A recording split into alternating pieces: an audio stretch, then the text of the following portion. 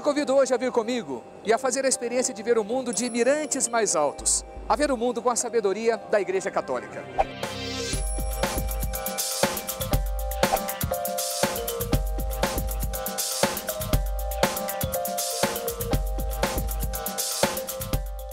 Estamos subindo nesse momento e a cada subida nós vamos nos questionando, nos perguntando a um Deus que nos leva a horizontes mais altos. Queremos sim um mundo justo, um mundo sem diferenças de classes. Esse foi e ainda é o sonho de muitas pessoas. Mas realmente será possível uma sociedade sem nenhuma distinção?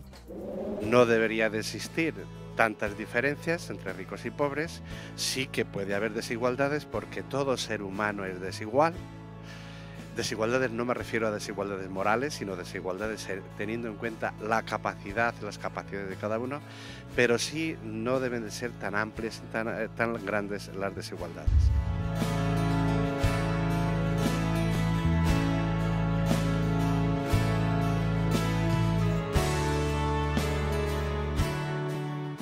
Hay muchas realidades humanas, todo el mundo, de sufrimiento humano por distintas causas, que pueden ser iluminados a la luz de Cristo y que pueden tener un sentido salvífico. Tanto la pobreza, tanto el sufrimiento por causas de la pobreza, como el sufrimiento también incluso físico, o el sufrimiento de orden psicológico de cualquier tipo, ¿no? Entonces es necesario voltear a ver a Cristo, al Evangelio, para entender que Dios no nos salva del sufrimiento, ni siquiera a su Hijo único le evitó el sufrimiento. Él murió y murió en cruz, y una muerte terrible humanamente hablando. Dios no evita el sufrimiento, no lo puede evitar, es connatural a la realidad creatural que Él hizo, a la realidad humana, pero sí le puede dar un sentido y un sentido de salvación.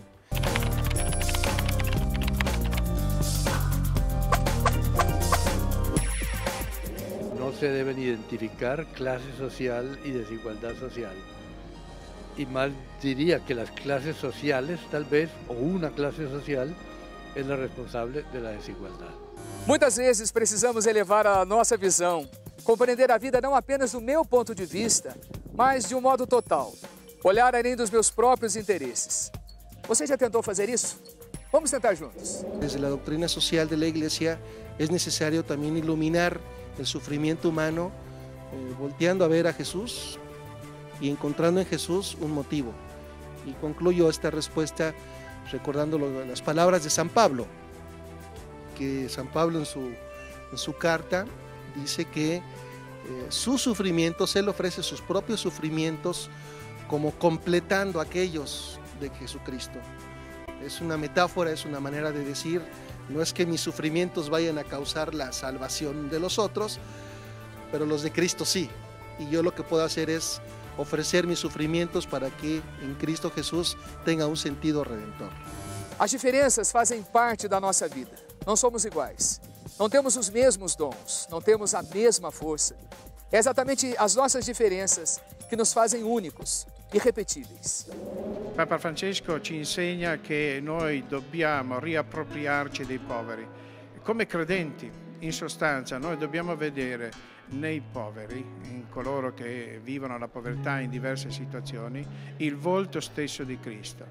Ed è amando in loro Gesù Cristo che noi ce ne facciamo carico, ci prendiamo cura di loro e siamo convinti che a loro spetta tutto ciò che spetta a qualsiasi altra persona dotata della loro stessa dignità, la dignità umana, la dignità dei figli di Dio. In particolare Papa Francesco sollecita a vincere le cause strutturali della povertà, non con semplici piani di assistenza che sono pur necessari, ma soprattutto offrendo istruzione a tutti, accesso alla sicurezza sanitaria e soprattutto offrendo la possibilità di un lavoro per tutti. In questa maniera Papa Francesco va, diremmo, a contraddire l'attuale cultura dominante secondo la quale, perché appunto dominata dall'idea che il lavoro è una realtà marginale rispetto alla produzione della ricchezza, e egli desidera proprio che il lavoro invece sia considerato per quello che è un bene fondamentale, non un bene marginale, Grazie al lavoro la persona diventa più persona, si socializza, diventa più capace di dare il suo contributo alla realizzazione del bene comune, alla realizzazione della vita politica. Senza lavoro, in sostanza, non si è neanche cittadini, e questa è la grande idea, il grande messaggio che ci offre Papa Francesco per aiutare chi è in condizione di povertà.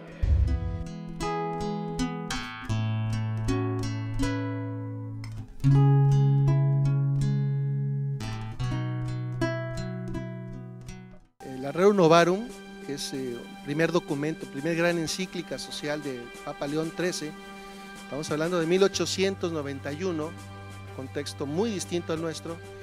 Sin embargo, en ese contexto hay proyectos, hay propuestas de salvación que hacen precisamente esta propuesta, ¿no? Casi que eliminar todo sufrimiento humano de esta tierra. Y son propuestas que no son realistas, que no corresponden a la realidad. Y el Papa lo que quiere es alertar precisamente contra estas falsas propuestas que vienen más bien de cuestiones sociológicas o políticas, de apoyo a ciertos grupos, que son prácticamente los grupos marxistas, que agruparon, que atrajeron hacia sí a todo el mundo de los trabajadores que estaban pasando calamidades. Y estos grupos marxistas y estas propuestas hacían propuestas que sobrepasan todo realismo. Entonces el Papa lo que advierte es a no dejarse engañar contra estas propuestas. Y la doctrina social tampoco es una propuesta que engañe, que diga vamos a eliminar todas las calamidades. No se puede. Lo que sí podemos es trabajar y hacer que existan mejores condiciones laborales para los trabajadores. Y ciertamente al mejorar sus condiciones laborales disminuirán sus sufrimientos, tendrán mejores posibilidades de desarrollo, pero eso no significa que están eliminadas todos los males. Incluso quien piensa que todos los males de la tierra pueden ser eliminados, pues está preparando mayores calamidades, ¿no? Es un sano realismo el que propone el Papa. Y esto va muy relacionado a la pregunta primera que me hacía. Ciertamente el sufrimiento humano no es un tema de la doctrina social. Es más bien un aspecto de la antropología cristiana que en un sano realismo entiende y sabe y acepta que esta condición de corruptibilidad de la persona humana, que también se proyecta hacia lo social, nos puede provocar sufrimiento y dolor. Y se trata de aminorarlo, se trata de disminuirlo, de corregirlo cuando es posible. Y se puede hacer mucho al respecto. Pero mientras seamos humanos y no ángeles, habrá dolor en esta tierra.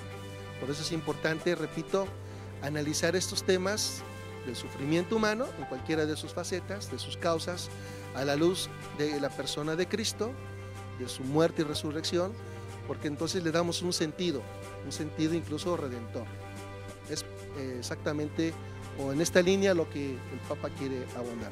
Puesto que el ser humano no es un productor en la mente de León XIII, sino que es un creador. El empleado, el trabajador, es un creador, no es un productor. Las máquinas producen, los seres humanos no producen. Esa es la razón por la cual el cristianismo, ante las injusticias actuales que se cometen contra los empleados, el cristianismo propone que el ser humano es un ser digno, que ha de ser tratado con dignidad. Ayer me hicieron una pregunta que se refiere también a esto, y es el asunto de las clases sociales. Las clases sociales muy marcadas en nuestra sociedad, los ricos, la clase media o los pobres, ¿no? Y hay una polarización y a veces un antagonismo o lucha, en otras categorías ya pasadas, lucha de clases. Se piensa que solamente hay sufrimiento en los pobres. ¿Por qué? Porque no tienen a veces ni qué comer o con qué taparse o qué vestir, casa, no tienen, y eso causa sufrimiento, es cierto. No tienen condiciones, no tienen buena alimentación, no tienen condiciones de salud, hay sufrimiento, es cierto. Pero no es privativo de los pobres sufrir. Sufren todo el ser humano y por lo tanto también quienes están o pertenecen a la clase pudiente, a la clase rica. Cierto que sus sufrimientos son distintos, son por otras causas, pero siguen siendo sufrimiento humano. Entonces, yo respondí ayer que necesitamos superar todo antagonismo de lucha de clases.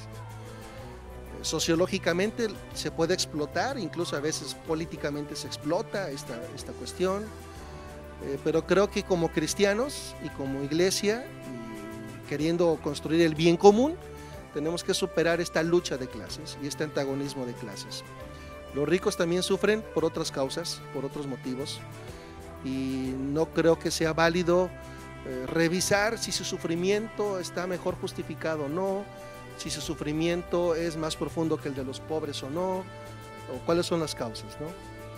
Pero también es cierto que quien tiene recursos, quien tiene medios, puede afrontar el sufrimiento de manera distinta. Pongo dos ejemplos. Quien tiene cáncer de hígado siendo pobre y cáncer de hígado siendo rico, es cierto que el tener los medios te hace afrontar el problema de distinta manera que quien no lo tiene.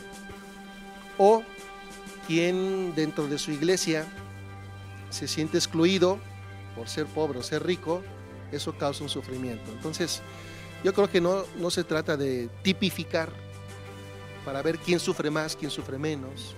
No, el sufrimiento, como dije en un principio, es parte de la condición humana. Es connatural al ser humano porque somos materia, somos corrompibles, somos polvo, dice la palabra de Dios, y al polvo hemos de volver.